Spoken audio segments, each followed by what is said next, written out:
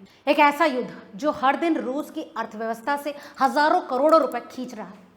जरा सोचिए, हर दिन मिसाइलें दागी जा रही, हर दिन ड्रोन बनाए जा रहे हैं, टैंकों की मरम्मत हो रही है, हजारों सैनिकों को वेतन और मुआवजा दिया जा रहा है, घायलों के इलाज से लेकर हथियारों के उत्पादन तक युद्ध का हर सेकंड रूस पर भारी पड़ रहा है।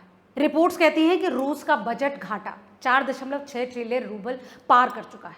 यानी सरकार जितना कमा रही है उससे कहीं ज्यादा खर्च कर रही है। और जब किसी देश की कमाई कम और खर्च ज्यादा होने लगे तब उसकी तिजोरी धीरे धीरे खाली होने लगती है। और दोस्तों, जब कैश खत्म होने लगता है तब सरकारें अपनी सबसे सुरक्षित संपत्ति बेचती, यानी सोना। लेकिन कहानी यहीं खत्म नहीं होती। दूसरा बड़ा कारण है रूस का तेल और गैस वाला दांव फेल होना। पुतिन को भरोसा था कि यूरोप रूस के सामने ज्यादा दिन तक नहीं टिक पाएगा, क्योंकि यूरोप की फैक्ट्रियां, घर, बिजली सिस्टम सब कुछ रूसी गैस पर निर्भर था। पुतिन को लगा था कि जैसे ही रूस गैस रोकेगा यूरोप घुटनों पर आ जाएगा।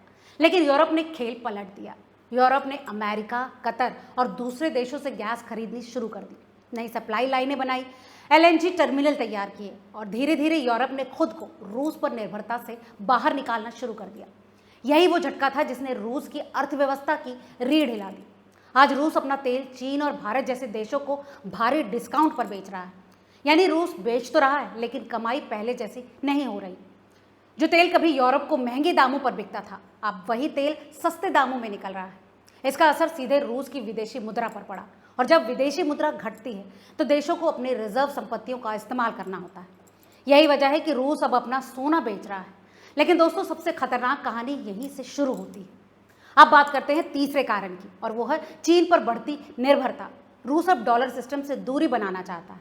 पश्चिमी प्रतिबंधों के बाद रूस के लिए डॉलर और यूरो में कारोबार करना बेहद मुश्किल हो गया। ऐसे में रूस ने नया रास्ता चुना, चीन का युआन।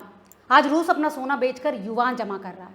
ऐसा इसलिए ताकि चीन से टेक्नोलॉजी, इलेक्ट्रिक चिप्स, मशीनें, गाड़ियां और जरूरी सामान खरीदा जा सके।